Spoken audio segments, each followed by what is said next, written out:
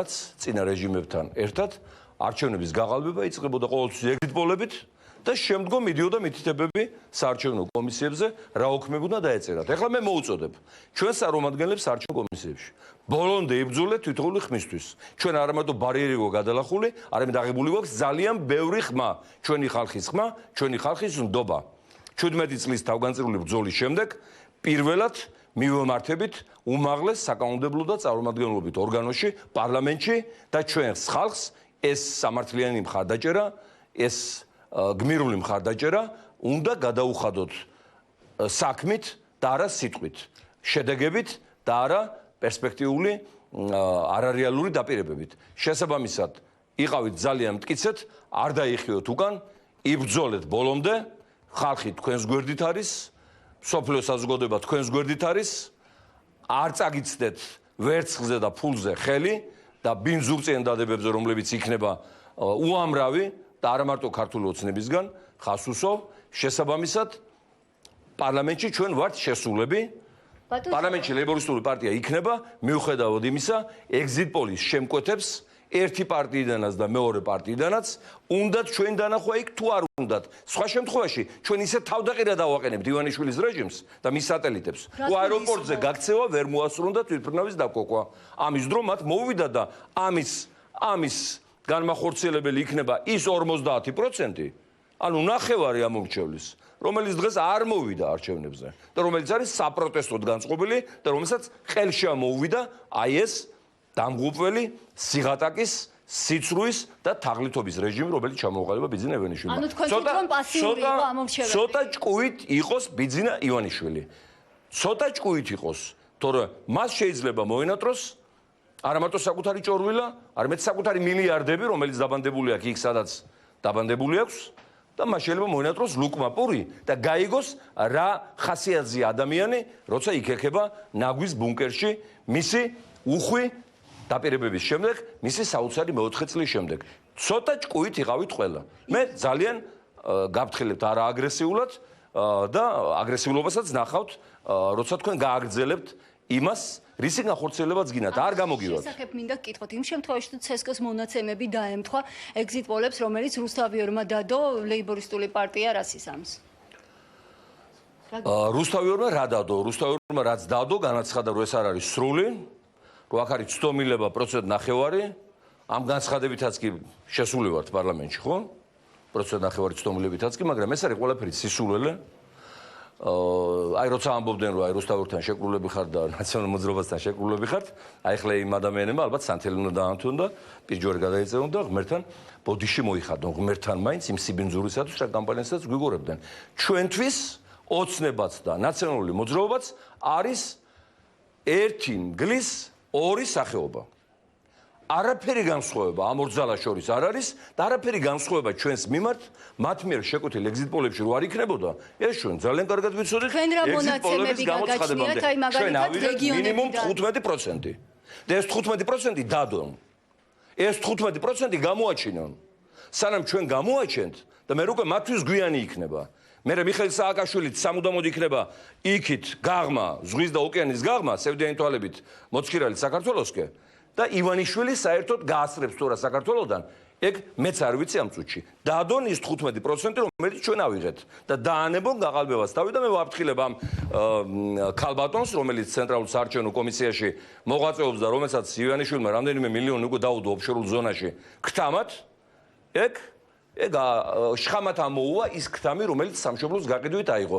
წესიერად მოიქცნენ საარჩევნო კომისიაში ის ხალხი, ვისაც ევალება ახლა ობიექტური დათვლა და შედეგების დაწერა. ჩვენ ველოდებით შედეგებს. საიდან გაქვთ აი რა მონაცემებზე დაყრდნობით ამ 15% ეს არის აბსოლუტური მინიმუმი იმ რეიტინგისა, რაც ჩვენ გქონდა.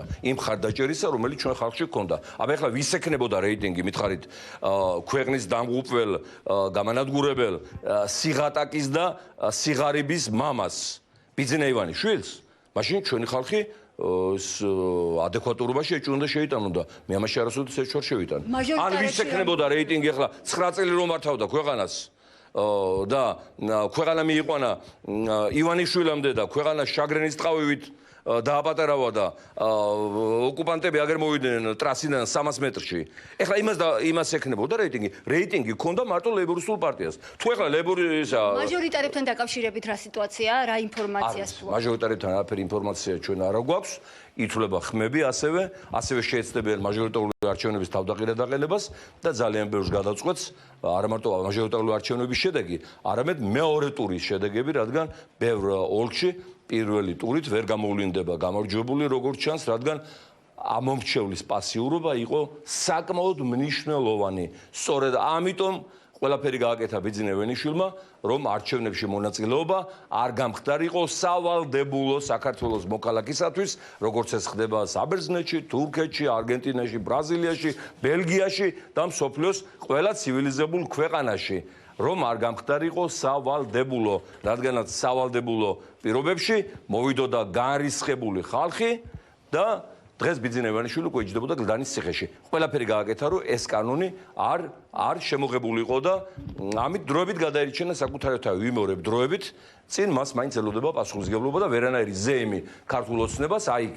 რო გამოვიდა ახლა ვანო ჩხარტიშვილთან ერთად ქართული ანაბრების მიმთვისებელი, მისი მოადგილე იყო 90-იან წლებში ბატონი კვირიკაშვილი ვანო ჩხარტიშვილის, ანაბრები ერთად წაიღეს სხვათა შორის და მასზე პასუხისგაცემა მოუწევს, რო გამოვიდა და ნიანგის სიხარულის სტრამს რო ღვრიდა და უკარუედგა ეს კრიმინალი, ეს სისხლით ფულის მშოვნელი, ქართული სიმდიდრის მიმთვისებელი და საკუთარ საბანკო ანგარიშებზე დამგირავებელი ჩვენი ქვეყნისა, რომელმაც ლომბარდად გადააქცია ჩვენი ოჯახებით, ჩვენი ქალაქებით, სოფლებიც, ჩვენი სახელმწიფოც, აი ისიც გვერდზე ედგა აქტუალებული, მაგრამ რა გქონდათ გასახარებელი ვერ გავიგე, მათ ვიმეორებ ამ წუთიერი მონაცემებით დაკარგული აქვს ძალაუფლება და ვიმეორებ ცენტრალური საარჩევნო კომისიის თავმჯდომარე ჭკუით იყოს, რომ დაკარგავს იმას, რაც აქვს. ყველაფერს დაკარგავს იმ დონეზე, რომ სავიზო სანქციები დაედება მას და ფეხს ვერ გაადგავს თბილისიდან ვერც ერთ ევროპის ქვეყანაში და ვერც ერთებულ შტატებში დასასვენებლად,